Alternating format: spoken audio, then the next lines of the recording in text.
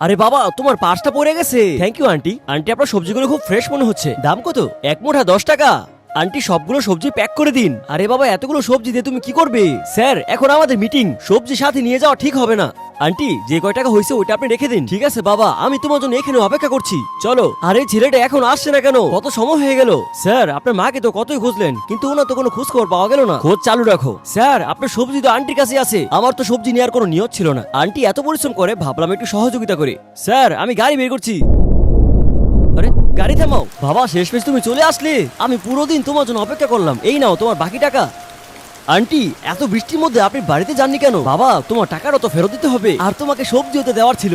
যত দেরি হোক না কেন, আমি তোমার অপেক্ষা করতাম। বাবা, ব্যবসায় সততাই আসল জিনিস। আন্টি আসুন, আমি আপনাকে বাড়িতে নামিয়ে দেবো। না না বাবা, আমি তো পুরো ভিজে গিয়েছি, তোমার গাড়িটাও ভিজে যাবে। কোনো সমস্যা নেই আন্টি, আমি আপনার জিনিসগুলো রেখে দিচ্ছি। আচ্ছা, এই বয়সে আপনি এত পরিশ্রম কেন করেন? আমার একটা ছেলে আছে যে শহরে চাকরি করে, ওখানে তো অনেক খরচ হয়, এই কারণে আমি একটু হেল্প করি আর কি। বাবা, এখানে রেখে দাও, আমার বাড়ি এসে গেছে। ধন্যবাদ বাবা। By aunty. বন্ধুরা, তখনই আমার নজর আন্টির রকেটের উপরে পড়লো। আরে, এটা তো পুরো আমার রকেটের মতোই। মানে উনি আমার মা।